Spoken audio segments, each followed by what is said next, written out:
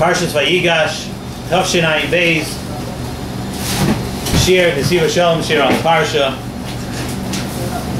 Pasuk in this week's Parsha. Vayomer Yosef el Echav, Ani Yosef ha'oid avi chai. What an amazing moment, and we learn so much out of this. We learn so much out of this pasuk. We learn, imagine being in that room. Imagine being the person after all these years. Imagine being the Shvatim at that moment when they heard Ani Yosef ha'oid avi chai. So Nesivas Shalom right away asks a few questions right away on this pasuk. First of all, why is Yosef asking right then again ha'oid avi chai? We know that Yosef had previously asked them, very recently, he had asked them about Yaakov Avinu, and the entire dialogue that Yosef was having with Yehuda at the beginning of this week's parsha was also that my father won't be able to take it. He's talking about his father, and Yosef. Why right now he says Ani Yosef ha'oid avi chai? He knew that Yaakov was alive and well. He knew everything about Yaakov. He had gotten so many details. Why ask again? Another question. Why does Yosef say now, if he is asking ha'oid avi chai, why is he saying avi? At this moment, it's Avinu. Until now, he's talking about Avi, right? Knows now Avinu. Now we're all related. So it should be, is our father alive? Another thing is that we don't see that there's any answer to this question. Ani Yosef ha'oid avi chai, and it says the brothers were so flustered they couldn't answer and everything. But even afterwards, when things finally calmed down, everything, there's no answer to this question. You ever realize that? Ha'oid avi chai, no answer. At no point do they answer about Yaakov Avinu. So let's go back. In order to understand this, Nesivas Shalom takes us back a little bit into the history of what happened here with Yosef. We discussed this a bit last week on the words in the parsha of that they tried to console Yaakov Avinu when Yaakov found out, when they told him that Yosef was gone. So the pasuk says, "Vayimo'en lehisnachem." Yaakov refused to be consoled. He couldn't be consoled. So l'chayra, let's ask for 1 minute. Just think for a second. By tzaddikim, we know, of course, tzaddikim. What one midah of a tzaddik is what? That he's mekabel the ratzon of Hashem. That whatever comes his way, he's mekabel. Sometimes we don't understand, sometimes it's tough, but he's mekabel. So why wouldn't Yaakov Avinu just be mekabel? What happened? That he's going to resist condolence. Why? Let Yaakov Avinu just come to terms and accept the condolence. Come to terms with what just happened here. So he's actually going to touch upon something that we spoke a little bit about the Avos by Avram and Yitzchak, and now by Yaakov also. We touched on a point that the Nesivas Shalom speaks about, very interesting thing. He says that by tzaddikim and avada by the Avos, that they're so kadosh, they're so holy, that their limbs and their bodies automatically do the Ratzon Hashem. Let me give you an example. By Avram Avinu, we spoke about by the Akedah. The pasuk says by the Akedah, "Vayishlach Avram es yodoi." Avram sent his hand, right? Vayikach es ha'ma'acheles lishchot es benoi. Avram Avinu sent his hand. So what's shot in this word Vayishlach? What do you mean Avram Avinu Vayishlach? He sends his hand. Why did he have to? Vayishlach sounds like his hand was resisting. Most people, when you want to move your hand, you move your hand. You don't have a dialogue with your hand and try to convince your hand to move. By Yishlach, Avram Avinu had to send his hand. What was going on over there? So we know that Avad over there by the Akedah, the Ratzon of Hashem was, of course, that Yitzchak Avinu should not be killed. Avad HaKadosh Baruch Hu didn't want that Yitzchak Avinu should not be that Yitzchak should be sacrificed was definitely not the plan. So what happened? Because that was the Ratzon of Hashem, that Yitzchak should not be killed, that Avram was so in tune with what HaKadosh Baruch Hu wanted that his body wouldn't move. his body could not lift up the knife to go kill Yitzchak, because he knew he couldn't sacrifice Yitzchak, that HaKadosh Baruch Hu didn't want. Therefore, the pasuk says, Vayishlach. Avraham Avinu had to follow that command of Hashem in order to pass this nisayin. He had to Vayishlach. He had to send his arm to do it, because it refused to move, because ultimately that is not what HaKadosh Baruch Hu wanted. So in the same way, we could say over here, Zok the Nesivas Shalom, HaKadosh Baruch Hu wanted that Yaakov Avinu and Yosef should never lose their connection. They should never lose the connection. Yaakov Avinu should always be connected to Yosef.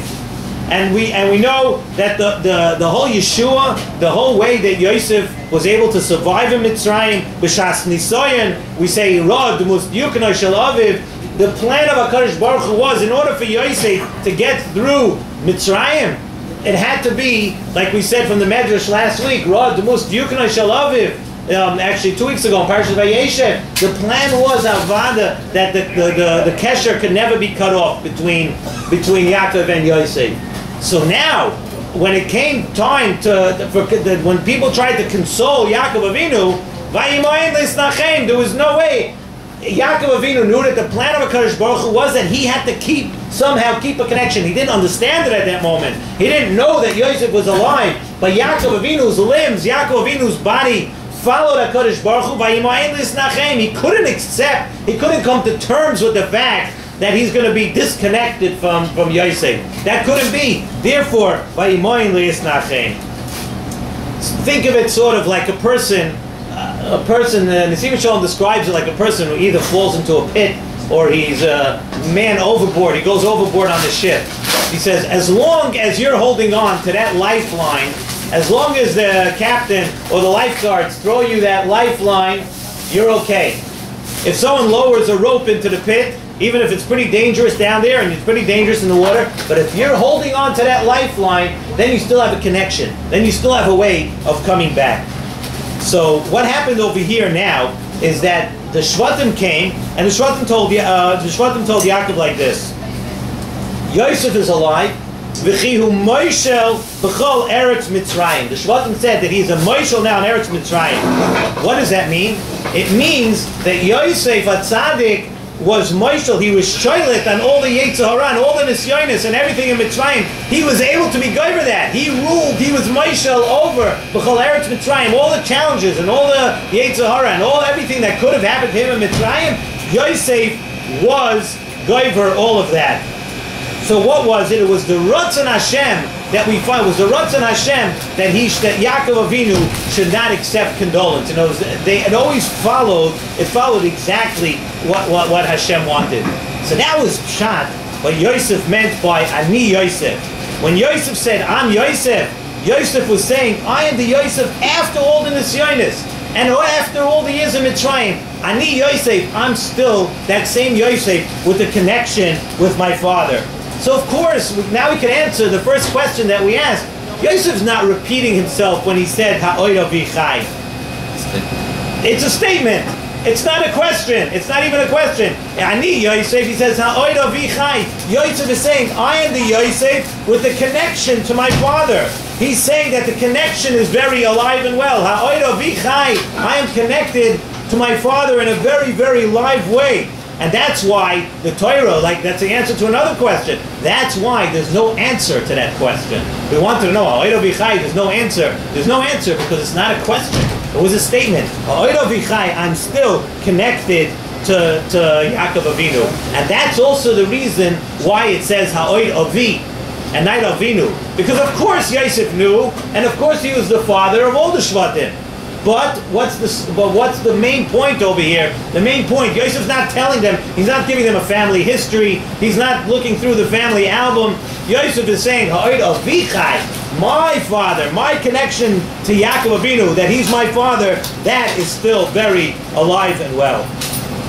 And now when they told Yaakov Avinu, it says that they went and they told Yaakov Avinu that Yosef is still alive. The pasuk says, Vayofog liboy, no way, right? Yaakov says there's no way. He didn't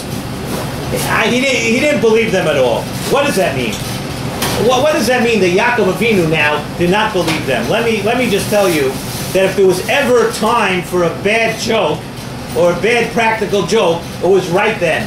What exactly did Yaakov Avinu think that the Shvatim were doing? Were they making a joke? Why would they lie then? And besides, it's a lie that would be verified very quickly. Because had Yaakov Avinu gone down to Mitzrayim and Yosef not been there, I think the Shvatim might have been in a little bit trouble, right? No, it's something that would have been, they would have realized right away that wasn't true. So what does it mean that Yaakov did not believe them? Well, the Shvatim were not trying to lie at that point to Yaakov Avinu. So we could say like this, up in the Nesivas Shalom, that of course Yaakov Avinu believed them physically that Yosef was alive. They told him Yosef was alive, so they meant Yosef was alive. What couldn't Yaakov believe? Yaakov could not believe that V'chihu Moishel b'chol al kol eretz Mitzrayim. Yaakov Avinu, yes, he's alive physically, but Yaakov Avinu could not believe that after all these years he persevered and he was still connected to Yaakov Avinu. So therefore the Shvatim went to Yaakov and they told him, about Ani Yosef, and they told him about how Oyo Vichai. They told him what Yosef said. Once they said that, Yaakov understood that Yosef is telling him that he kept the kesher, and through that kesher, he was able to be Moishel b'chol eretz Mitzrayim. He was able to be goiver on all the nisyonis of Mitzrayim.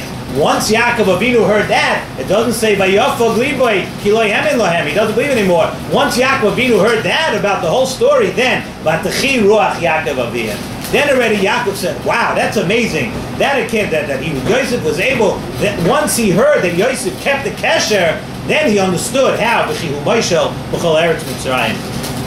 The Nesivas Shalom says on this a beautiful maral, and it's mamash an unbelievable maral, and I want to share that with you before we finish here. The pasuk says that Yaakov Avinu vayar eso agolos. That Yaakov Avinu saw the chariots that Yosef had sent. So Rashi says right away, that it's a remez that before Yosef departed from Yaakov, years before, they were learning the parsha of Eglah Arufa, and that was a remez that Yaakov should sort of understand that Yosef is the one who's sending it.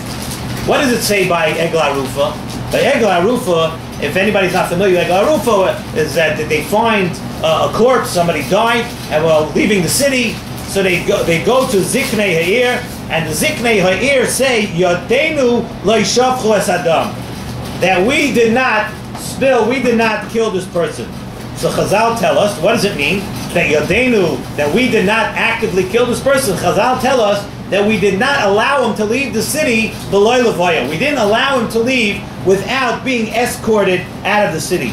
So let me ask you, why would that be shvichas damim? Why allowing somebody to leave? If somebody allows somebody to leave without an escort, he allows him to leave without escorting him out of the city, why is that shvichas damim?